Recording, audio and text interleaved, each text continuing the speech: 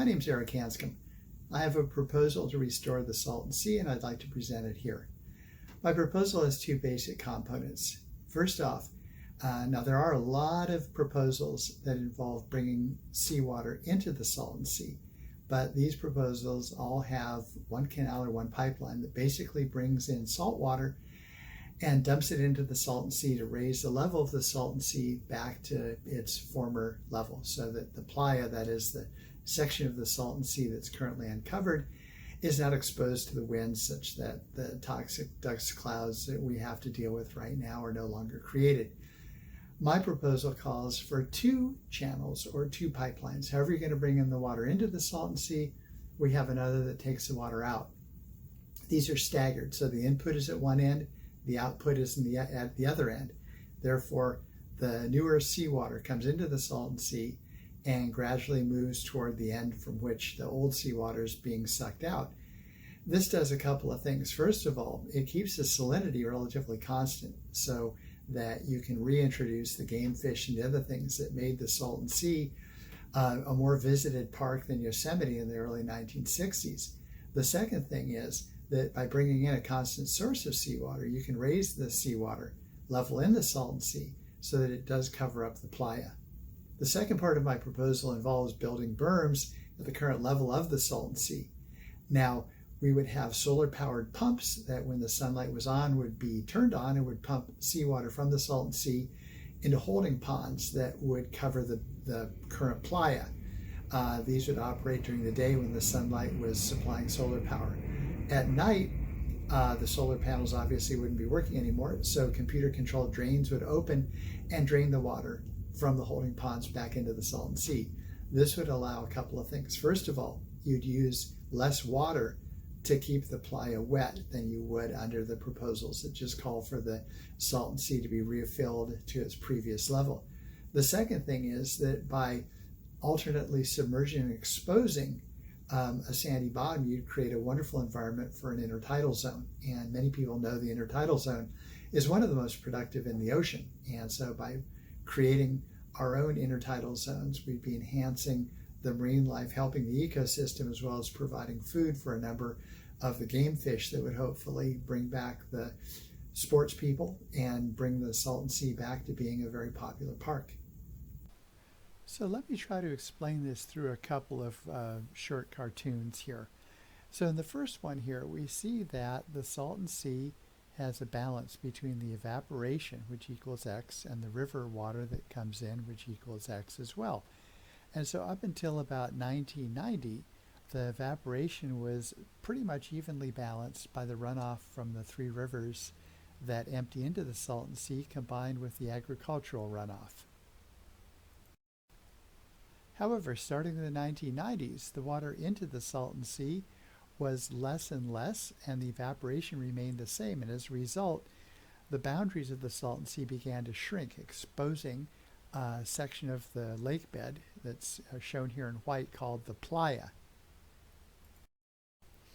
This slide shows a couple of things. First of all, from 1905 until around the 1990s, the level of the Salton Sea remained relatively constant because the amount of water coming in through the rivers and agricultural runoff approximately equaled the amount that was being lost through evaporation.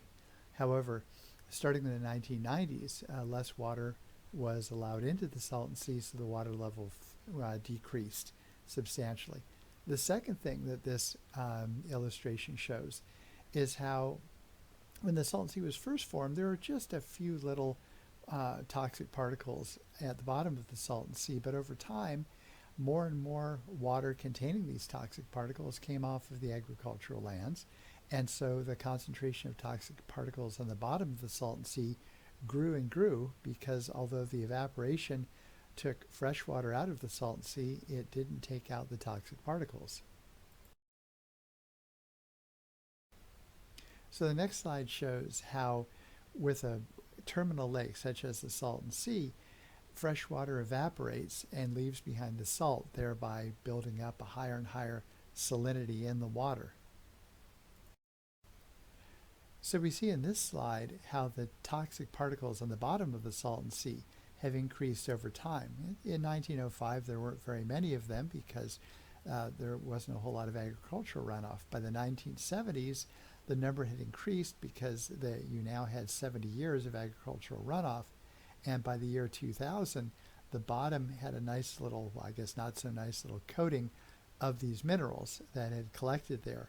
Now, we can also see that by the year 2000, the level of the Salton Sea had receded, such as a lot of these toxic particles were now exposed to the wind. And so when the wind came by and picked up any dust that was on the ground, it also picked up toxic particles and blew them up into the air, which is one reason why the air around the Salton Sea is some of the worst in the country, and why children in communities surrounding the Salton Sea have an approximately 4 times greater asthma rate, as does the child in the average city.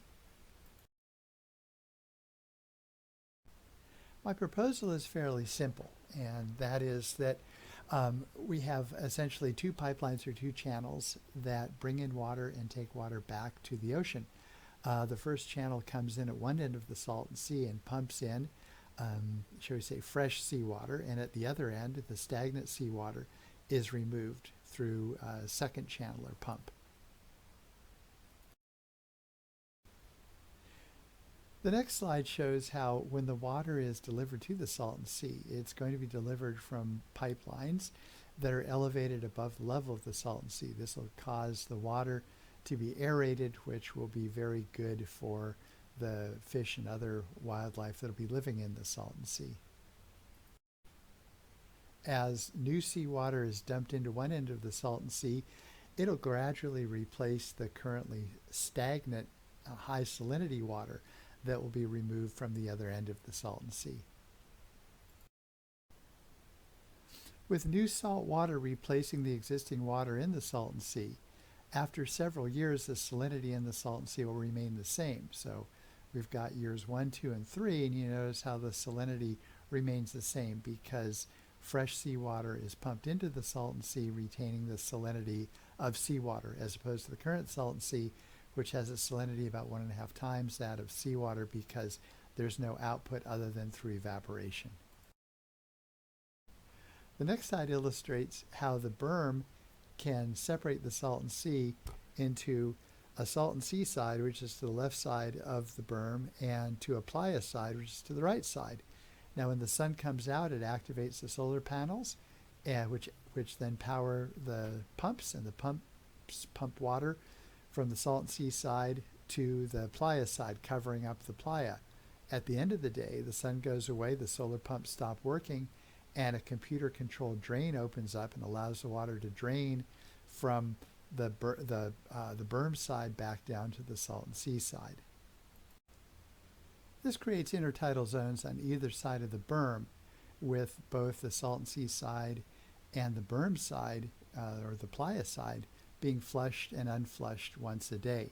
As I mentioned earlier, the intertidal zones are some of the most productive in the world, so this will be very beneficial to the Salton Sea to have 2 such zones with one on either side of the berm. Now, another advantage of intertidal zones is that mangroves can grow there. And mangroves are a very, very useful plant for intertidal zones in that, first of all, they form a virtually impenetrable forest of branches and roots and trunks to the point where even when it's hot outside and around the Salton Sea, you can get 115 degrees in the summer, well, the leaves will shade the soil from the sun, and so they'll also protect it from the wind. So if you've got a typical summer day where it's 115 degrees, you've got a 20-knot wind, by the time you get down to the actual soil surface, you've got maybe a 75-degree temperature and maybe a 3-knot wind. So this will prevent desiccation, and it will prevent turning the soil back into a bunch of little toxic particles that can be easily picked up by the wind.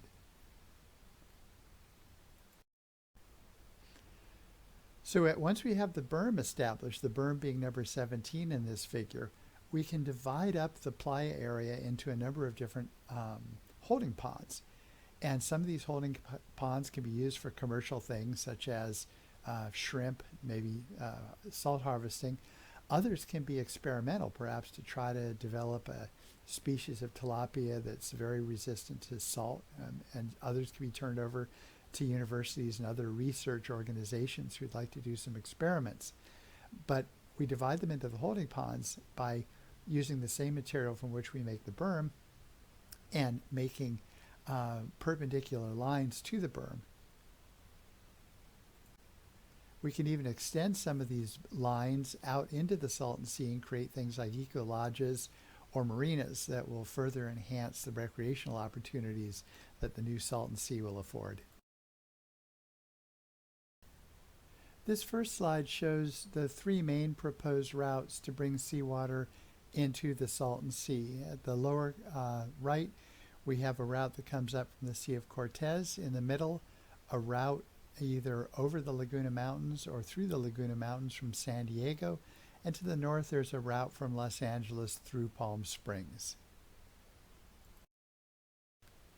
This figure shows that if the input into the Salton Sea is dropped into the Salton Sea from a suitable elevation, it will provide very aerated seawater, which will be a welcome addition to the Salton Sea right now because the water is not well aerated and instead is very stagnant. So you've got a pipeline that's elevated through some support structures 12.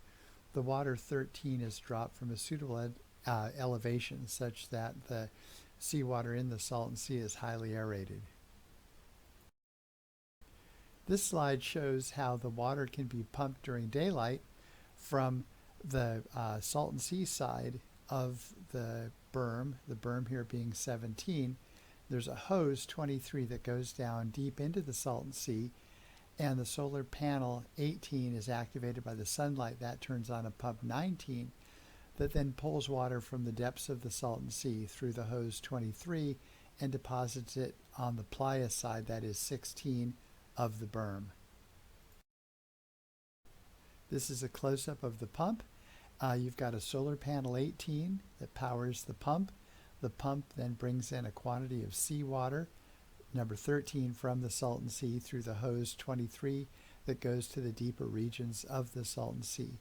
The berm itself is 17, and there's a drain 20 that is computer controlled so that once the sun goes down, the drain can be opened and water from the right side of the berm can be drained back to the left side of the berm. This figure shows a sequence of the solar panel working to power the pump and pulling water from the Salton Sea side of the berm to the Playa side of the berm. So how is the berm going to be created? Well, I propose that they use the same bulldozers that are currently being used to put furrows all over the Playa and use those instead to scrape up the top 3 or 4 inches of the current Playa and turn it into a berm. You can also use the same technology to build the islands that will be used for the bird nests, the berm here being 17 and the islands being 24. So once the berm is created, the berm being 17, a variety of holding ponds, 25, can be created by having arms, 26, extend radially from the berm to the current edge of the Playa, and these holding ponds can be flooded and unflooded periodically with the solar pumps and the computer-controlled drains. You can even extend some of the radial arms out into the center of the Salton Sea to create things like marinas 27 and eco lodges 28.